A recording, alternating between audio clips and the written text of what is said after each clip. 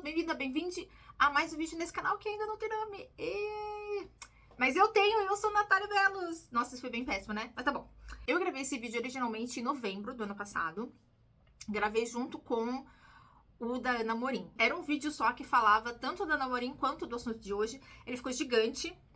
E mesmo que ele ficou gigante, a parte que eu queria falar, que é o tema desse vídeo, ficou muito curtinha. E eu achei que ficou muito apressada. Então, pensando nisso e pensando no fato de que de lá pra cá eu comecei a pensar outras coisas, eu achei que seria interessante, então, dar uma nova chance, né? Então eu falei, vamos regravar, porque a gente aqui, como diz a minha irmã, a gente não sabe editar e aí fica tudo meio troncho, mas o conteúdo pelo menos eu garanto, tá? Então se você passar por essa provação que é a minha edição, eu tento compensar com conteúdo. Aí, outra coisa. Esse vídeo aqui, ele faz parte dessa série, né, que eu comecei ano passado falando sobre cadernos. E assim, gente, eu vim com o coração muito puro, tá? Muito poliana que sou, pensando que eu quero falar sobre caderno, porque eu gosto muito de caderno, tem 300 cadernos aqui. A partir disso, e dessas exposições que eu visitei, o trabalho, a ideia, né, o conceito, começou a se desdobrar para outros lugares e outras coisas.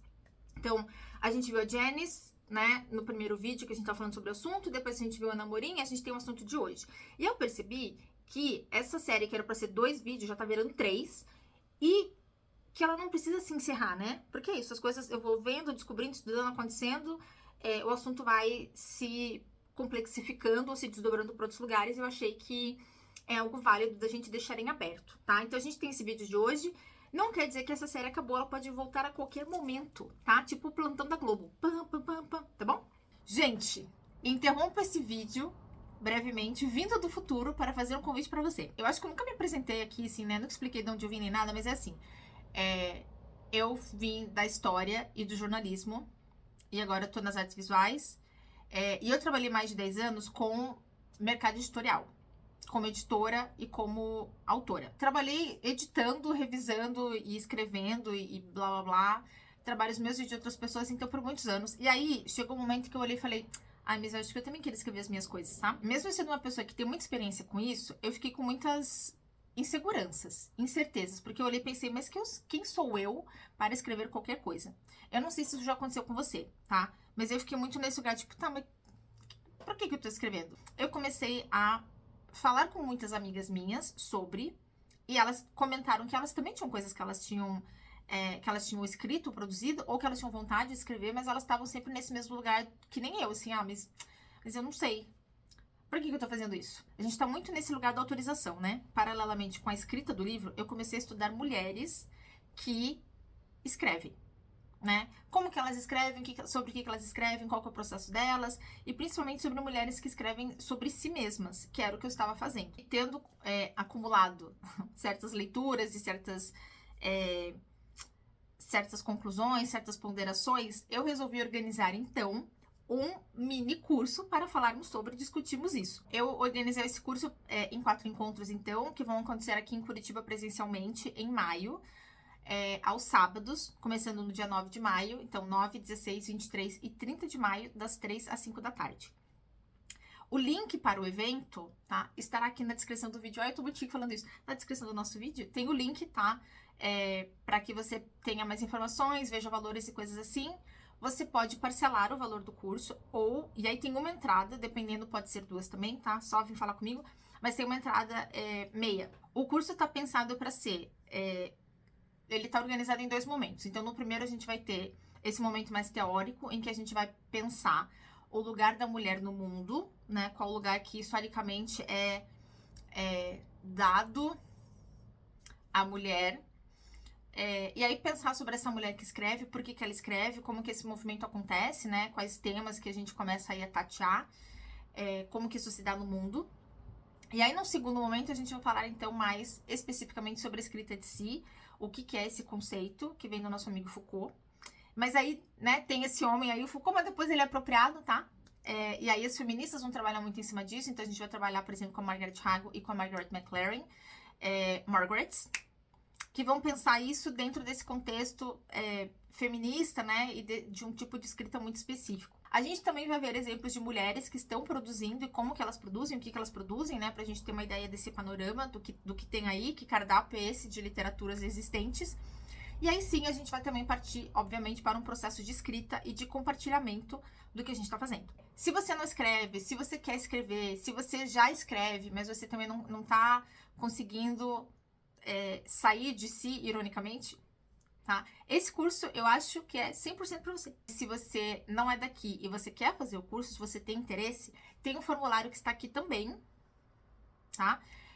O formulário do Google, onde você pode colocar ali as suas informações. Divulgue para as pessoas, para as suas amigas, caso você saiba de alguém interessado, alguém que está trabalhando no tema, alguém que está discutindo essas questões, alguém que está produzindo coisas, mande para ela, porque pode ser uma oportunidade muito legal da gente conhecer outras mulheres, trocar, produzir e se fundamentar mais também das nossas práticas. O nome do curso, Mulheres Escrevam, porque se tem uma coisa que eu quero que as mulheres saiam de lá fazendo escrever. Eu quero que elas escrevam, que elas tenham a vontade de escrever, que elas entendam que elas podem escrever, que a gente pode tanto quanto qualquer outra pessoa. Agora a gente volta pro vídeo.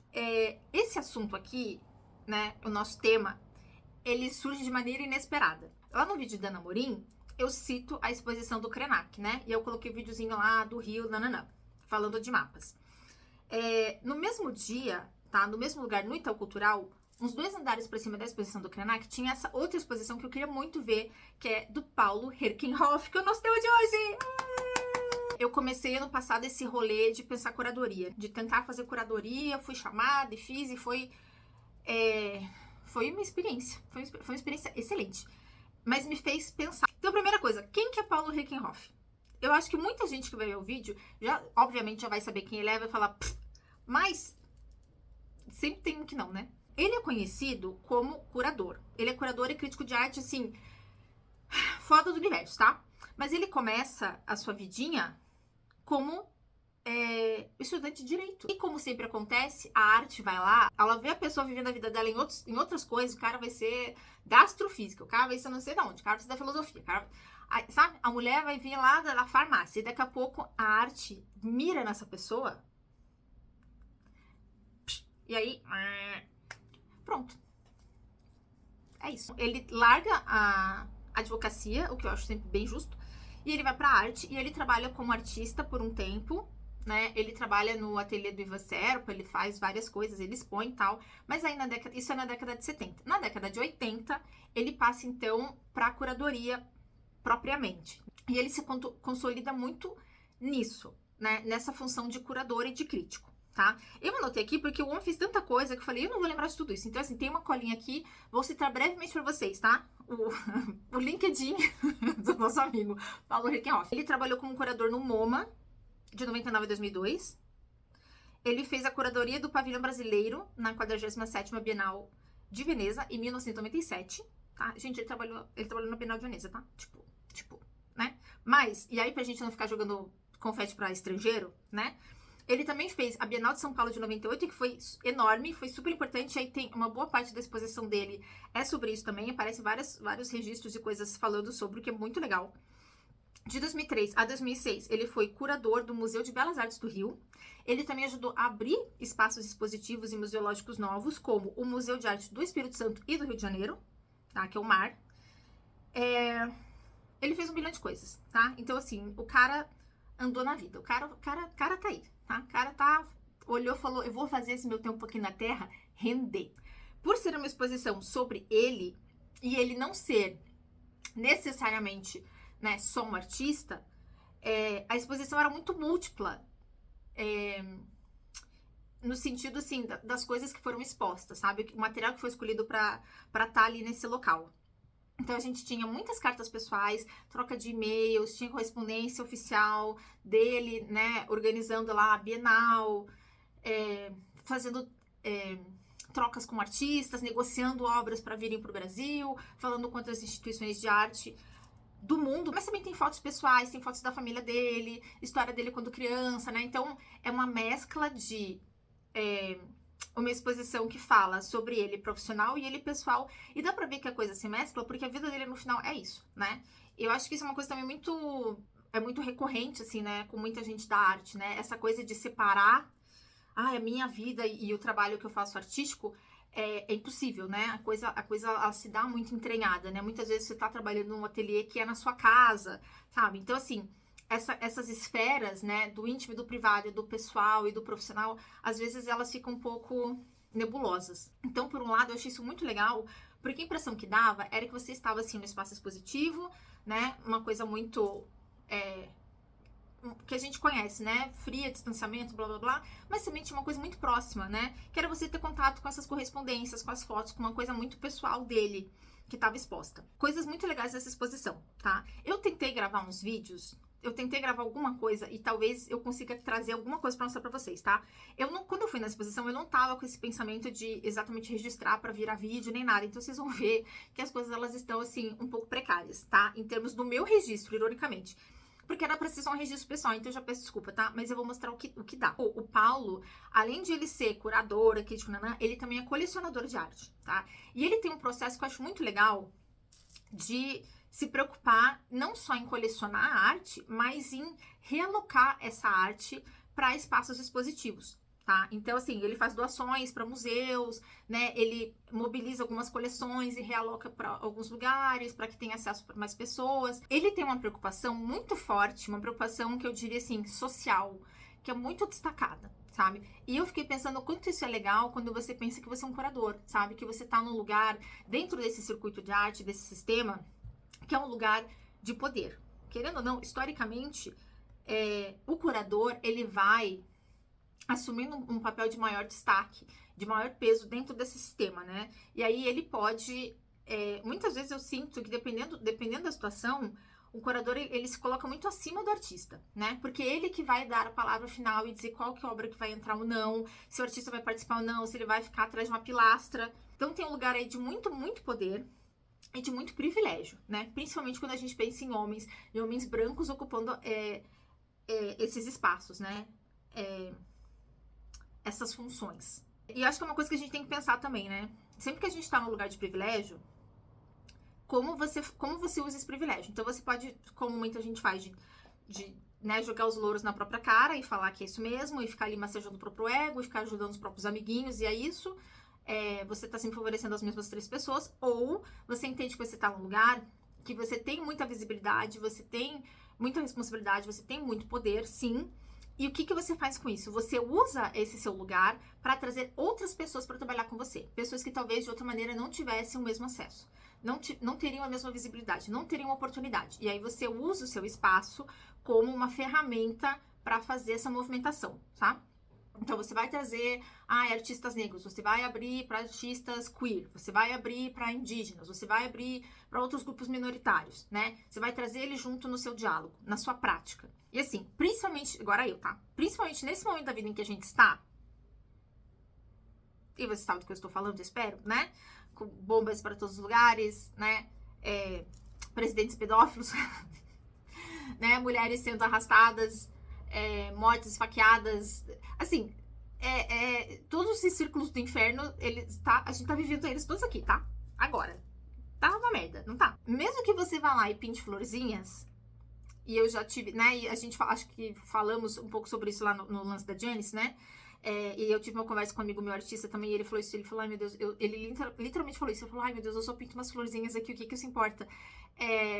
O fato de que você ainda está pensando em produção e você está pensando nessas questões, você está colocando isso no mundo, e isso é um acalento, isso importa, né? Então, as nossas decisões, elas são muito políticas, sempre, tá? Elas estão sempre em diálogo com as coisas que existem ao nosso redor, com o que está acontecendo. As coisas, elas não existem no vácuo, tá?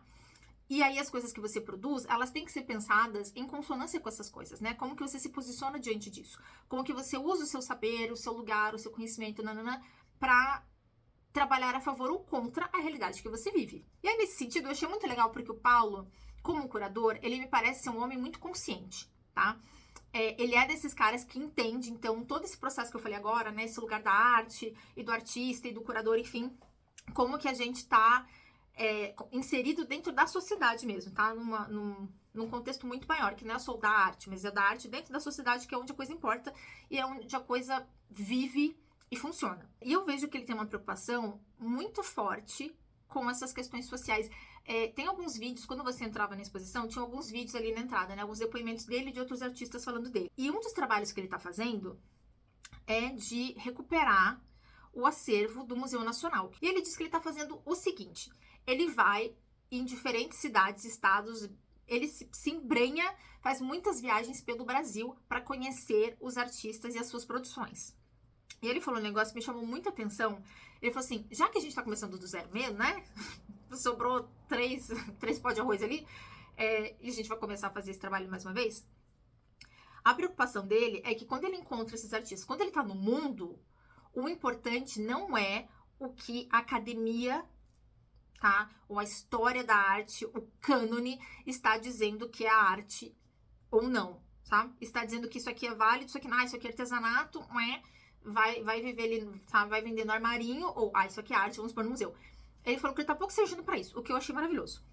Ele disse que ele chega nos lugares, ele conhece os artistas mostram pra ele o que eles estão produzindo, o que aquilo é, e eles explicam, isso aqui é uma peça tradicional, isso aqui é uma peça nananã, fala da nossa realidade, isso aqui é feito assim, acessado por esse motivo. O artista está legitimando aquilo como uma produção, tá? Válida, por si só. E ele está usando esse discurso para validar esses trabalhos e colocar no acervo do museu. Ele é um cara que falou que ele viajou muito, muito, muito. Ele conhece um monte de gente.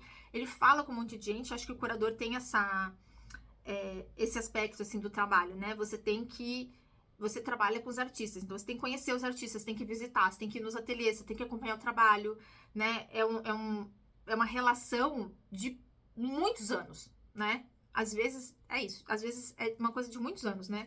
Você tá ali se desenvolvendo como profissional junto com o desenvolvimento profissional desse artista também, assim. É uma coisa muito legal. Eu comecei a conversar com alguns curadores desde o ano passado e a maioria deles tem esse mesmo discurso, assim. Um, de muita pesquisa e dois, de muito trabalho com os artistas e um trabalho muito, muito junto. Outra coisa que reforça isso também, né? Na exposição, quando eu chegava lá, ele tinha umas duas... Não sei se duas, eu não lembro. Gente, faz 6 meses. Mas assim, ele tinha algumas estantes no meio da exposição, tá? Tem algumas decisões curatoriais também que são muito legais nessa exposição. Essa que eu vou falar é uma delas, depois eu falo outra. Mas essa era o seguinte, quando você entra, tem um monte de livro que ele escreveu. Mas tem, isso eu achei ainda mais legal, essas duas estantes, eu não lembro se era duas ou se é mais ou menos, mas assim, tem estantes lá de livros que ele usou para consulta. Você tem esses livros nessas prateleiras, eles estão disponíveis para que você folheie eles, mexa neles.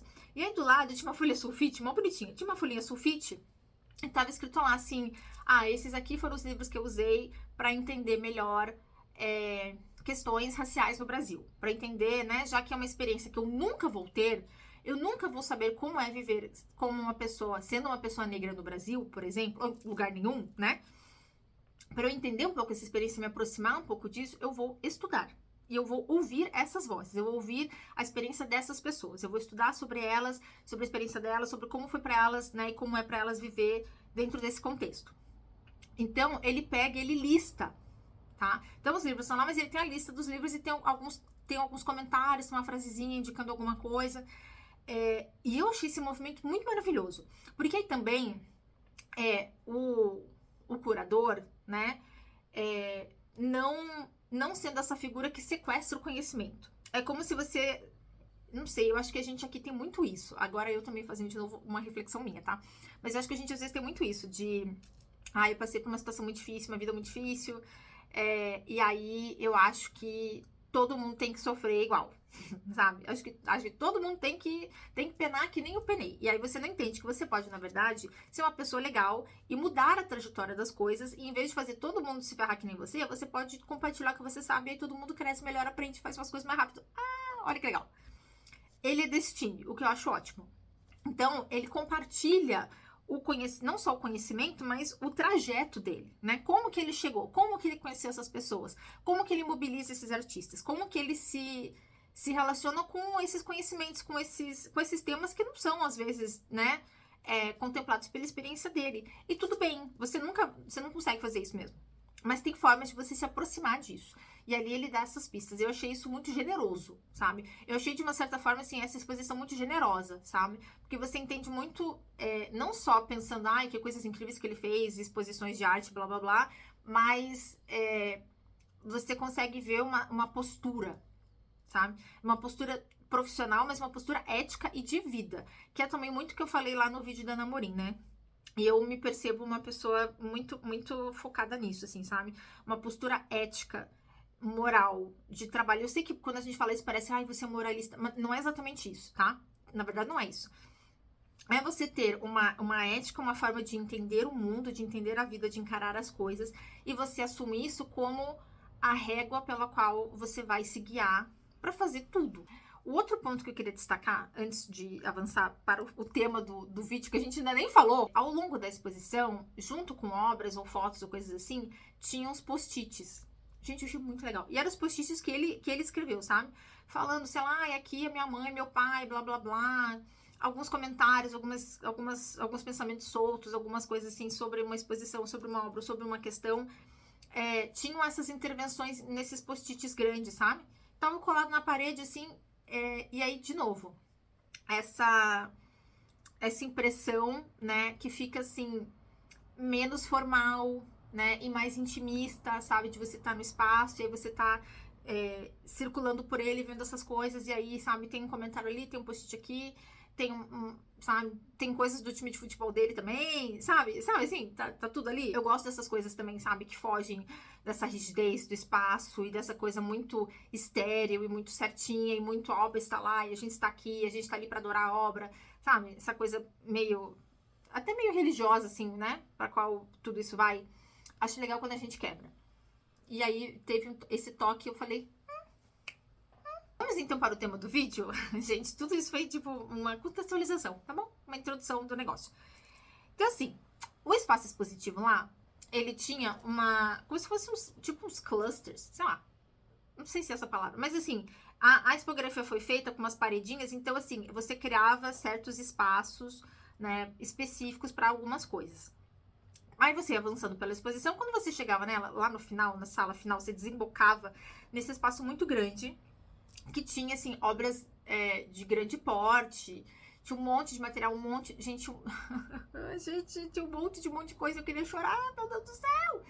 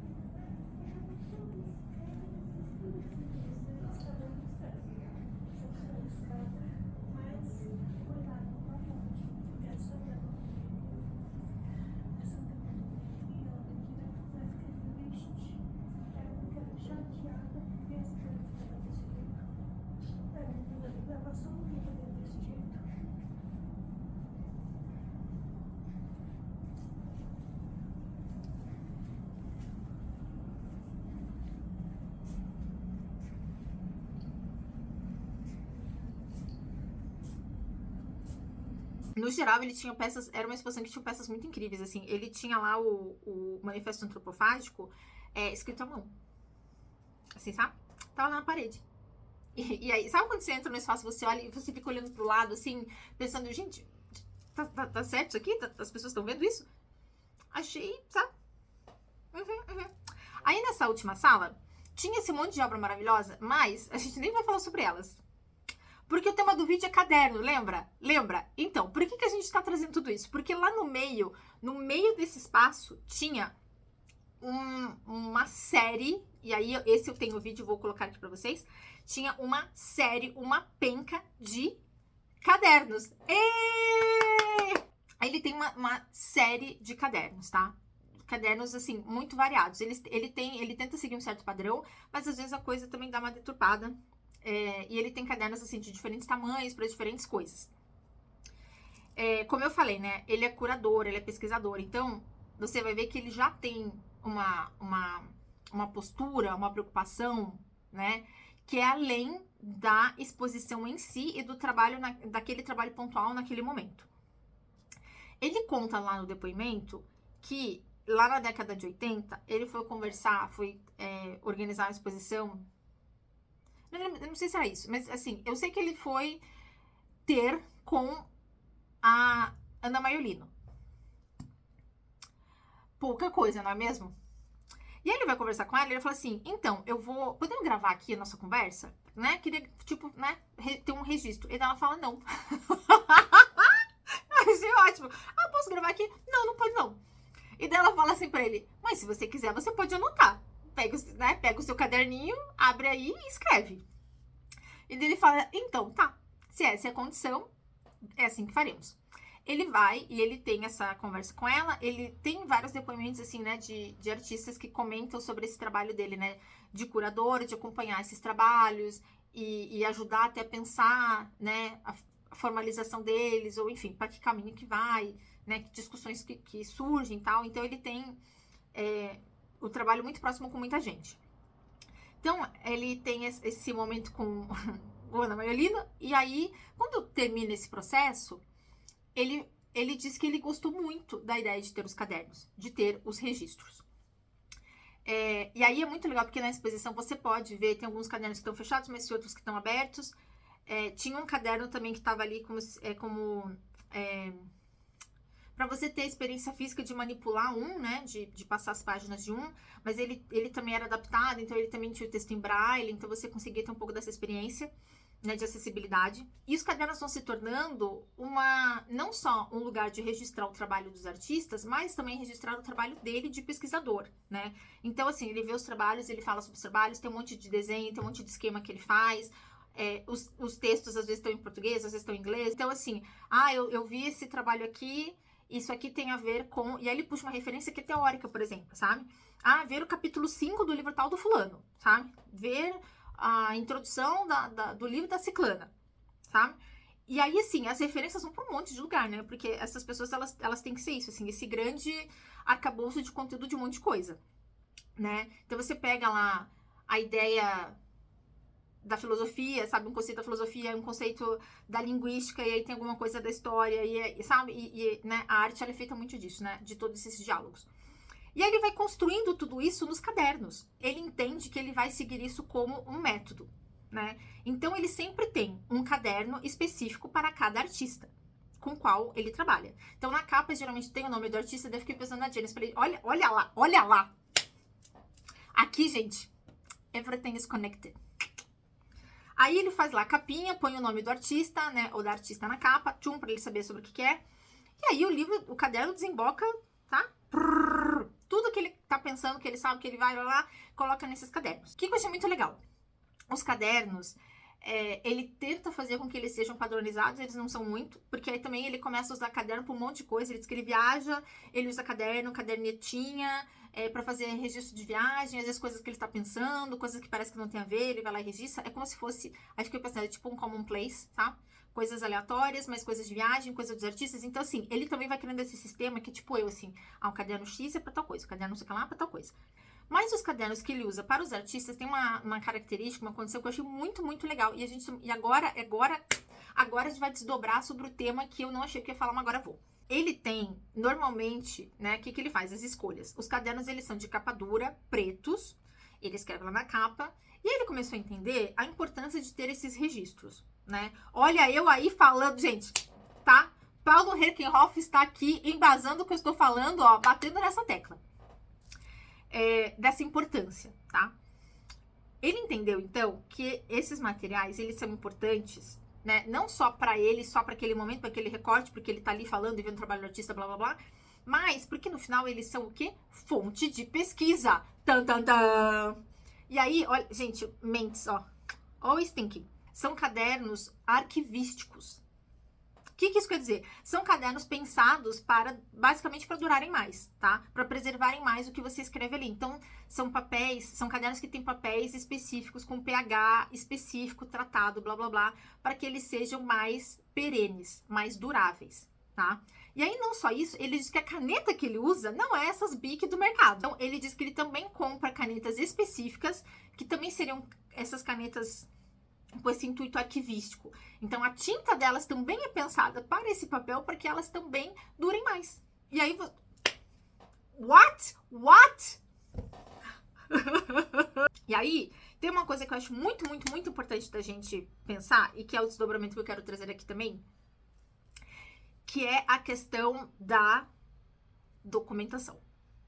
Eu tive esse evento ano passado, em que eu falei então sobre autodocumentação para artista, que é trazer um pouco essa ideia da importância, tá, de você, artista, pensar como registrar e documentar os seus próprios trabalhos, e não só o trabalho, tá? Quando eu falo isso, não é só, terminei aqui a pintura e eu vou na garagem da minha casa bater uma foto. Não é isso que eu tô falando, tá? Isso também é importante, tá? Faça isso é válido, tá? Mas eu tô falando de você pensar o registro, alguma documentação que fale não só do resultado final, mas que fale do seu processo, sabe? Que fale da sua poética, que fale em coisas, temas, questões que te atravessam, sabe? Que de alguma forma vão estar ou não, vão refletir ou não no trabalho. Ou que vão refletir, às vezes não no trabalho específico, mas enfim, na sua trajetória, na sua produção, na sua poética de uma maneira geral, né? Como eu falei muito aqui também, uma questão de ética, né? Coisas que são caras, importantes pra você. Eu acho fundamental a gente fazer isso, tá? E eu acho que a gente pensa muito pouco nessas questões. E aí eu sei que, porque eu já ouvi isso, o artista vem reclamar e fala, ai meu Deus, mas eu já faço tanta coisa, tem que fazer isso, blá, blá, blá. Eu estou sugerindo e eu estou mostrando a importância disso, tá? Mas a escolha é sempre sua, tá? Como diria o Capitão Planeta, o poder é de vocês. Eu tô batendo muito nessa tecla porque eu acho que tem vários desdobramentos nessa questão da documentação, tá? Eu acho que o Paulo, ele é muito... Quando ele traz todo esse cuidado, esse apuro nos registros que ele faz, ele está entendendo, e é uma coisa que as pessoas que escapam muitas vezes, que o trabalho que ele está fazendo não é um trabalho que acaba com ele, tá? Eu sei que o trabalho muitas vezes acaba com você, tá? Essa frase, né, acaba com a gente. Mas também não acaba, no sentido de... Ele não se encerra no que a gente faz, tá? Se a gente está entendendo que a gente está em sociedade, que a arte ela funciona dentro desse contexto social, né? Que, como eu já falei, ela não vem do éter e some do nada, né? A gente acha que a gente está ali sempre capinando mato, mas a gente esquece que na verdade já tem um rastro, já tem um caminho de outras pessoas que vieram antes e que já capinaram boa parte para você, sabe? E é importante que a gente pense nisso, porque a gente hoje, com as coisas que está fazendo, também vai virar no futuro, né? As pessoas no futuro vão olhar para nós e vão falar, essa aqui foi outra pessoa que também capinou e que abriu espaço para que hoje eu esteja aqui. A gente esquece, mas nós somos agentes históricos, tá? Agentes, essa parte, agente, ela é muito importante. A gente tem agência, a gente age, a gente faz coisas, tá? E eu acho que a gente esquece muito que a gente, ou a gente também nem acha que vai chegar nesse ponto, né? Sei lá, de virar uma referência, de virar um tema de pesquisa, de contribuir, né, para a ciência, né, ou de contribuir realmente para a produção de outros artistas, ou para contribuir para o fomento do cenário local ou do cenário nacional, sabe? Eu acho que a gente, às vezes, tem uma visão tão... que eu entendo também, sabe? Que é difícil, às vezes é uma visão muito restrita das coisas, ou você tá muito preocupado realmente só com os boletos e você só dá conta disso. Esse universo da arte, ele é realmente muito difícil, ele é muito ainda restrito, muito aristocrático, muito, sabe, nariz empinado, é uma merda. É uma merda, tá? Eu entendo, é uma merda. Eu não tô discordando de você, é mesmo. Justamente por ser uma merda, a gente tem que fazer coisa pra melhorar isso, tá? E eu acho que uma das coisas é a gente pensar no impacto que o nosso trabalho, que a nossa ação hoje terá para pessoas no futuro, para as futuras gerações, tá bom? Teremos futuras gerações com o mundo se explodindo? Não sei. Tem esse ponto também, né? Será que teremos futuras gerações? Não sei, gente. Não sei. Teremos futuro? Não sei, tá? Talvez, não sei. Talvez a gente se exploda antes, talvez calotes polares derretam completamente e a gente, né? Mas não vamos levar pro pior, não é? Vamos pensar positivo. A pessoa com o olho estricnado, né? Começa a tremer aqui. Vamos pensar positivo. Eu fiz em algum ano aí, dos últimos 3, em algum momento, eu fiz uma disciplina na minha faculdade que era sobre circuitos artísticos. E a minha professora maravilhosa, que é a Isa, a gente selecionou, né, com a turma alguns temas que a gente queria pesquisar, e aí a minha turma, ou a turma com quem eu tava, que não era exatamente a minha, mas a turma com quem eu fiz essa disciplina, foi estudar coletivos. Eu e Yuli, beijo, Yuli, saudade. Nós ficamos com coletivos da década de 80. Aí quando eu fui participar dessa pesquisa, dessa atividade, né, dessa disciplina, aí que me caiu a ficha, que eu não tinha parado pra pensar. Gente, a década de 80, e eu sei porque eu sou nascida nesse momento maravilhoso da nossa história, década de 80 foi logo ali, 40 anos atrás. Você parou pra pensar isso? Você parou pra pensar que se você hoje tem 20 anos, começou a produzir, e aí, né, passou a vida lá. Daqui 40 anos, você vai ter 60. E aí, se você pode ser uma pessoa que é tema de livro, por exemplo, você pode ter o seu trabalho, ou trabalho, ou poética, ou qualquer coisa, participação em algum evento, alguma coisa assim, como tema de pesquisa de jovenzinhos, ou de outros pesquisadores, ou de historiadores, ou de qualquer outra pessoa? Você já parou pra pensar isso? Porque 40 anos, historicamente falando, 40 anos é um... E aí eu pensei, gente, que loucura, né? Você pensar que esses artistas aqui, claro, alguns já morreram, né? Coisas acontecem, mas nem todos, né? E tinha gente que ainda tava aí, sabe? E aí você não acha, né, que seu trabalho, que sua produção vai pra esse lugar. Você não acha que vai virar coisa nenhuma. É muito difícil, ainda mais a gente pensando no começo de carreira, ou enfim, tá nos primeiros anos, e aí você fala, ai meu Deus, tô tão perdida, ainda não sei, blá blá blá. É difícil você olhar pra si e para o que você está fazendo e pensar, nossa, isso aqui vai para lugares. Mas às vezes não é uma questão de achar que seu trabalho é muito incrível, foda e blá blá blá, e aí ele tem que ser documentado, ele tem que ser visto, tem que ser analisado por todo mundo. Mas às vezes eu estou participando de um contexto e de um momento super, sabe, político, ou efervescente, ou importante, ou blá blá blá. E se eu não registrar, se não tiver nada, se não tiver uma fotinho, sabe, se não tiver um negocinho, ninguém vai saber. Gente, porque é isso, a história também engole essas coisas, né? A gente diz muito que a história é escrita pelos vencedores, e é mesmo. Tá?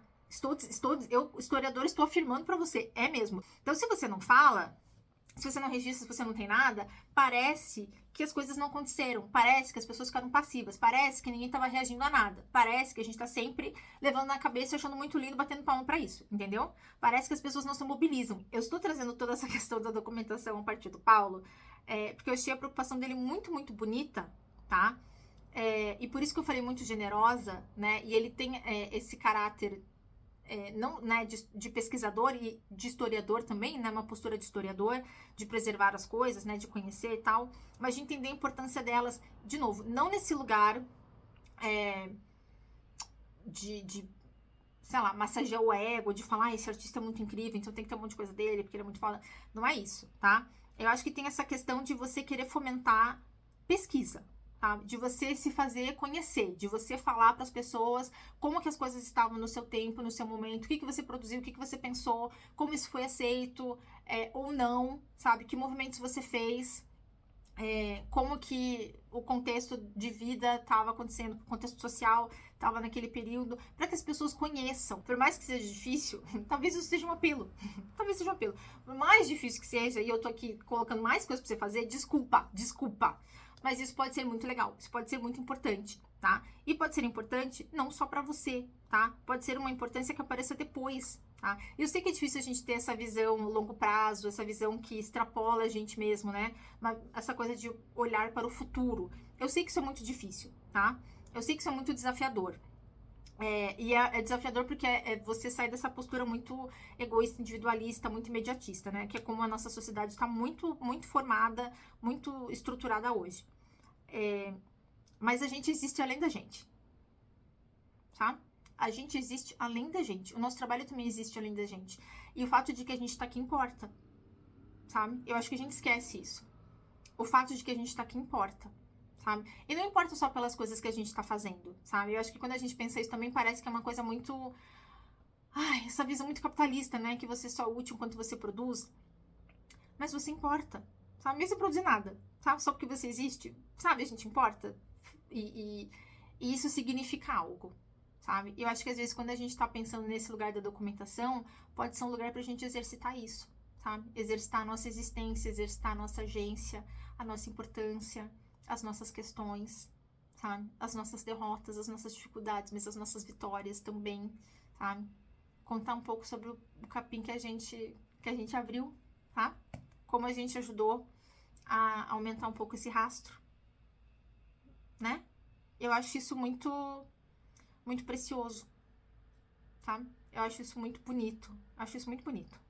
Então, eu acho que a gente vai encerrar o vídeo aqui, gente. Espero que o Paulo tenha sido uma inspiração pra você nesse vídeo de hoje, tá? Assim como a minha fala verborrágica, desculpa aí.